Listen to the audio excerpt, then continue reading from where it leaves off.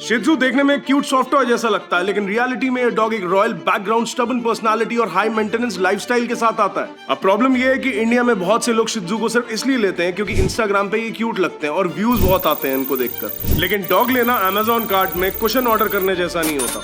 अब शिजू छोटे तो होते हैं, अपार्टमेंट फ्रेंडली भी हैं, फैमिली कंपेनियन बहुत अच्छे होते हैं, लेकिन इसका मतलब ये बिल्कुल नहीं है कि जीरो मेंटेनेंस डॉग है ये। अगर आप ग्रूमिंग, हीट केयर, ट्रेनिंग और अटेंशन हैंडल नहीं कर सकते तो शिजू क्यूट डॉग नहीं, एक मंथली इमोशनल सब्सक्रिप्शन बन जाता है।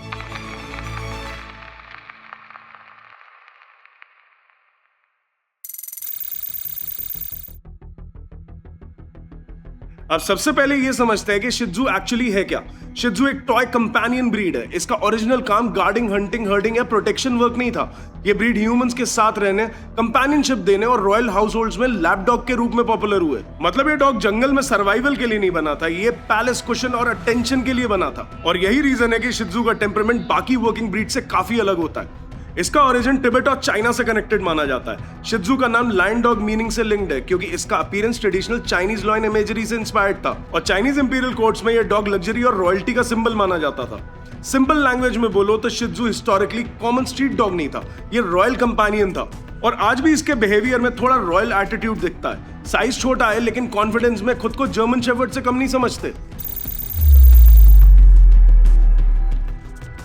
अब फिजिकल अपीयरेंस की बात करें तो शिजूस का साइज छोटा होता है। हाइट इनकी 9 से 10 इंचेस के आसपास होती है और वजन इनका 7 से 8 किलो के बीच होता है। बॉडी कॉम्पैक्ट और स्टर्डी होती है। फर्जाइल डॉग जैसा दिखता तो जरूर है, लेकिन प्रॉपर्ली ब्रेड शिजू वीक स्ट्रक्चर वाला डॉग नहीं होता।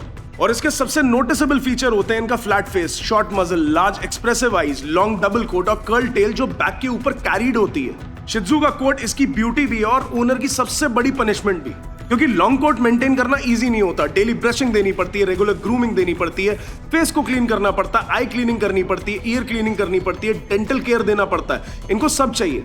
जो लोग सोचते हैं कि छोटा डॉग है, मेंटेनेंस कम होगा, उनका पहला रियलिटी चेक ग्रूमिंग बिल के साथ चालू होता है। अब शिजू खरीदना वन टाइम एक्सपेंस तो हो सकता है, लेकिन ग्रूमिंग उसका मंथली एक्सपेंस है। टेम्परामेंट की अगर हम बात करें तो शिजू जनरली अफेक्शनेट होते हैं, फ्रेंडली होते हैं और पीपल ओरिएंटेड डॉग्स होते हैं। ये अपने फैमिली मेंबर्स के साथ स्ट्रॉन्ग बॉन्डिंग बना लेते हैं, घर में लोगों के आसपास रहना पसंद करते हैं। ये ऐसा डॉग नहीं है जो पूरे दिन बैकयार्ड में रह के खुश रहेगा। इसको ह्यूमन अटेंशन चाहिए। अगर आप बिजी लाइफस्टाइल वाले हो, सुबह घर से निकल जाते हो और रात को घर वापस आते हो और फिर अपने डॉग को याद करते हो, तो शिजू आपके लिए बेस्ट चॉइस नहीं होगा। ये ब्रीड कंपेनियनशिप के लिए बनी है, अकेलेपन के लिए नहीं। गेस्ट के साथ भी शिजू जनरली सोशल हो सकते हैं, लेकिन अर्ली सोशलाइजेशन बहुत जरूरी है। हर डॉग का टेम्परामेंट, ब्रीडिंग, ट्रेनिंग और अपब्रिंगिंग के ऊपर ये सारी चीजें डिपेंड करती हैं। बच्चों के साथ भी शिजूस बहुत अच्छे होते हैं, लेकिन कंडीशन ये है कि बच्चे तुम्हारे जेंटल होने चाहिए, बदमाश नहीं होने चाहिए। अब ये कोई रगेड ब्रीड नहीं है। अगर बच्चा डॉग को टॉय समझकर उसे खींच रहा है, उसे उठा रहा है, रफ हैंडल कर रहा है, तो प्रॉब्लम डॉग में नहीं है, घर के मैनेजमेंट में। अब ट्रेनिंग रियलिटी भी समझना इनके लिए बहुत जरूरी है। शिजू इंटेलिजेंट डॉग्स होते हैं, लेकिन कभी कभी स्टर्बन भी हो सकते हैं। ये कमांड समझ सकते हैं, लेकिन हर बार फॉलो करेगा इसकी गारंटी नहीं है। इनके फेस पर क्लियरली लिखा होता है कि मैंने सुन तो लिया है, लेकिन इंटरेस्टेड हूं या नहीं ये मेरे ऊपर डिपेंड करता है। और पॉटी ट्रेनिंग कुछ शिजूस डॉग्स में स्लो हो सकती है, इसलिए पेशेंस, रूटीन और कंसिस्टेंसी बहुत इंपॉर्टेंट है। इनके साथ आपको मेहनत करनी पड़ेगी। और सबसे बड़ी गलती ओनर्स ये करते हैं कि छोटे डॉग्स को डिसिप्लिन नहीं देते। अब अगर एक लैब्राडोर बदतमीज हो जाए तो तुम ट्रेनर ढूंढते हो, लेकिन अगर शिजू बदतमीज हो जाए तो तुम उसे क्यूट बोलते हो। और वहीं से स्मॉल डॉग सिंड्रोम स्टार्ट होता है, जैसे barking, demanding behaviour, food fussiness, attention seeking, separation anxiety. ये सब तब बढ़ सकता है जब ओनर हर चीज पर डॉग को ओवर पैम्पर करता है। शिजू को प्यार चाहिए, लेकिन बाउंड्रीज भी देनी पड़ेंगी। अब एक्सरसाइज नीड इनकी मॉडरेट होती है। ये हाई एनर्जी वर्किंग डॉग्स नहीं होते। इनको डेली हैवी रनिंग या इंटेंस एक्टिविटी की जरूरत नहीं होती।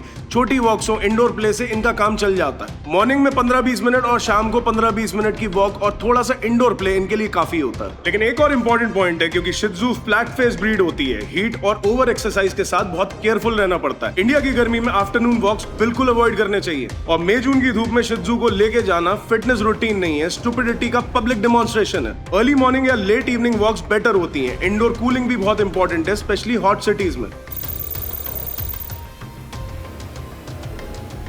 तो अब हम बात करते हैं इनके हेल्थ कंसर्न्स की। शिजू जनरली लॉन्ग लिविंग ब्रीड हो सकती है, लेकिन कुछ ब्रीड स्पेसिफिक इश्यूज का भी रिस्क हो सकता है। फ्लैट फेस की वजह से ब्रीदिंग सेंसिटिविटी हो सकती है। हीट इंटॉलरेंस कॉमन कंसर्न है इनके अंदर।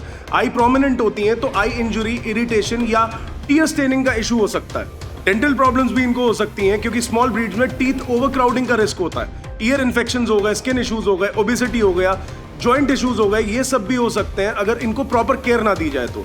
इसलिए रेगुलर वेटनरी चेकअप्स बहुत जरूरी है। अच्छी डाइट देनी पड़ेगी, वेट कंट्रोल में रखना पड़ेगा और ये सारी चीजों को इग्नोर नहीं किया जा सकता। और प्लीज बैकयार्ड ब्रीडर से एक शिह त्ज़ू मत लेना। आपको रेट तो कम मिल सकता है लेकिन साथ में आपको लाइफ लॉन्ग गिल्ट मिलेगा क्योंकि आपको एक हेल्दी पपी चाहिए, फैंसी लेबल्स नहीं चाहिए।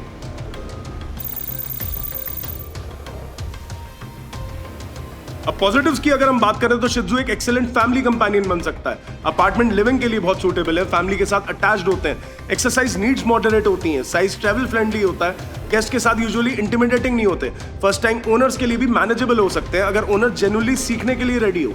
ये डॉग उन लोगों के लिए बेस्ट है जो इंडोर कंपेनियन चाहते हैं, जो ग्रूमिंग अफोर्ड कर सकते हैं और जो डॉग के साथ टाइम स्पेंड करना जानते हैं। लेकिन इनके नेगेटिव्स भी हैं। इनकी ग्रूमिंग नीड्स हाई होती हैं, हीट सेंसिटिविटी होती है, ट्रेनिंग में बहुत स्टबन हो सकते हैं, सेपरेशन एंजाइटी का रिस्क होता है, ईयर, आई और डेंटल केयर रेगुलर चाहिए।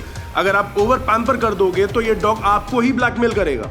अब शिह त्ज़ू एक गार्ड डॉग नहीं है, आउटडोर रफ लाइफस्टाइल के लिए नहीं बना, लो मेंटेनेंस डॉग नहीं है। ये उन लोगों के लिए बिल्कुल भी नहीं है जो डॉग लेके बोलते हैं कि भाई टाइम नहीं मिलता। टाइम नहीं मिलता तो डॉग मत लो, पेड़ पौधे लगा लो, वो भी शायद सर्वाइव ना करे। तो फाइनली शिह त्ज़ू ओवररेटेड नहीं है लेकिन थोड़े से मिसअंडरस्टूड डॉग है। अगर आपको एक affectionate indoor people loving companion चाहिए और आप grooming, health care, heat protection और ट्रेनिंग का कमिटमेंट ले सकते हो तो शिह त्ज़ू एक ब्यूटीफुल फैमिली डॉग बन सकता है। लेकिन अगर आप सिर्फ cute face, teddy bear hair cut और इंस्टाग्राम रील्स देखकर डॉग ले रहे हो और सोच रहे हो कि मैं भी एक पेट इन्फ्लुएंसर बन जाऊंगा और व्यूज आने लग जाएंगे, तो शिह त्ज़ू कोई टॉय नहीं है, कोई खिलौना नहीं है। ये एक लिविंग एनिमल है, लिविंग बीइंग है। इसकी भी नीड्स हैं, इमोशंस हैं, हेल्थ रिस्क है और डेली रिस्पॉन्सिबिलिटी है ये। अब इनके मासूम से चेहरे के पीछे का असली मकसद समझोगे तो शिह त्ज़ू अमेजिंग कंपेनियन बन सकता है, आपको डिप्रेशन से बाहर निकाल सकता है। अगर नहीं समझे तो वो आपकी इंपल्स बाइंग को एक्सपोज करेगा। अगर आपके पास भी एक शिह त्ज़ू है तो उसका नाम जरूर कमेंट सेक्शन में मेंशन करके जाओ।